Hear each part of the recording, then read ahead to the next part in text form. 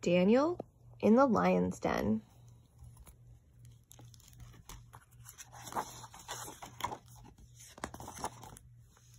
King Nebuchadnezzar and his army conquered Israel, where God's people, the Israelites, lived.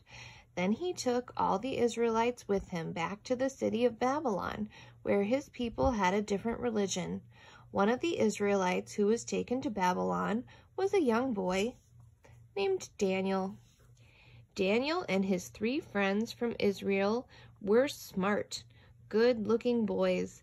The king put them in a special school so they would grow up to be very wise and would help the king rule over his enormous kingdom. With God's help, Daniel and his friends became very wise indeed. One day, the king had his people build a giant golden statue. The king ordered everyone to worship the statue, and he said that anyone who did not worship the giant statue would be thrown into a blazing furnace of fire. Some of the Babylonians noticed that Daniel's 3 friends only worshipped God and did not worship the golden statue. When the king found out, he became very angry. He had Daniel's 3 friends tied up and ordered 2 of his strongest soldiers to lift up the 3 friends and toss them into the blazing furnace. The fire in the furnace was so hot that the flames were leaping out. As Daniel's 3 friends were tossed into the furnace, the 2 soldiers caught on fire and were burned up. Daniel's friends stood inside the blazing furnace, but they were not harmed. As the king looked on, he noticed a 4th figure had joined them amid the flames. He saw that it was an angel sent by God to protect Daniel's 3 friends. The king ordered the 3 friends to come out of the fire, and he was amazed to see that they had not been harmed. The king gained respect for their God, and he made this announcement to his people: anyone who says anything bad about the God of the Israelites will be put to death. One day, the king woke up from a frightening dream. In the dream, he saw a very tall tree. There were birds living in the tree, and there were wild animals living below the tree in its shade. Then an angel appeared and announced that the tree would be cut down. The king gathered his wise men and told them the dream, but no one could tell him what it meant. Finally, the king told the dream to Daniel. Daniel knew what the dream meant, but he was afraid to tell the king. The king insisted. So Daniel told the king its meaning. "You have grown very big and strong, like the tree in your dream," said Daniel, "but God has decided that you will be humbled for a time and live among the wild animals." And so it happened one day that the king was walking along the roof of his royal palace, admiring the view of the city.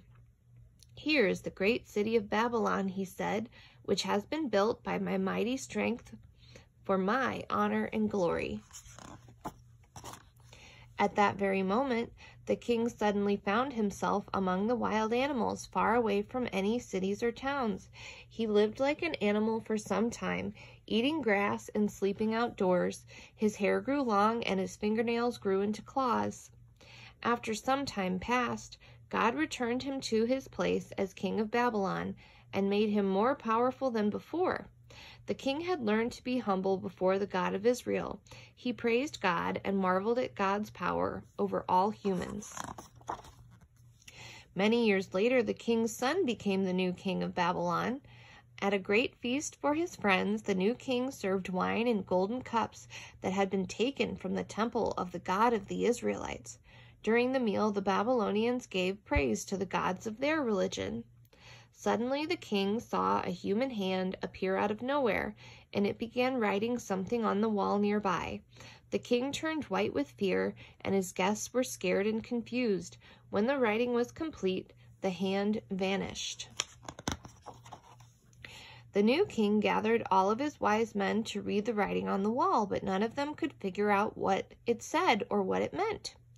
Then the queen remembered that many years ago, Daniel had once helped the king's father by telling him what his frightening dream had meant. So Daniel was found and brought to the new king to help him. Daniel could read the writing on the wall, and he knew its meaning. He said to the king, "The message says that you have failed to respect the God of Israel, and that God will now bring an end to your rule." And that very night, the new king was killed. The next king was named Darius. He chose several assistants to help him rule over his kingdom. Since Daniel was the most skilled, the king put him in charge of all of his assistants. This made the other assistants jealous of Daniel, and they made a plan to get rid of him. To get Daniel in trouble, the other assistants convinced King Darius to make a new law. It said that for the next 30 days, if anyone worships anyone other than the king of Babylon, they will be thrown into a den of lions. Daniel knew about the new law, but continued to worship the God of Israel. So the king's assistants came to Daniel's house and saw him worshiping his God. They told the king about this and reminded him that Daniel must be thrown into a den of lions. King Darius liked Daniel and did not want to hurt him, but he knew he must do what the new law required. So the king had Daniel thrown into a den of lions and said to him, "Maybe the God that you always worship will save you from the lions." A large stone was rolled over the opening of the lion's den so Daniel could not escape.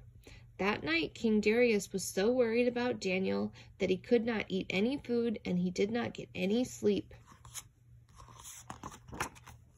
As soon as it was morning, King Darius rushed back to the lion's den and had the large stone rolled away from the opening. He called out, "Daniel, was your God able to save you from the lions?" And Daniel replied, "My God sent an angel and closed the mouths of the lions so they did not hurt me, because I have done nothing wrong." King Darius was amazed. He had Daniel taken up out of the lion's den. Then he ordered the assistants who tried to get rid of Daniel to be thrown into the lion's den with their wives and children. The lions tore them all apart before they even reached the ground. The king then announced that all the people in the world should shake with fear before the God of the Israelites, who rules over the world forever and who saved Daniel from the jaws of the lions. The end.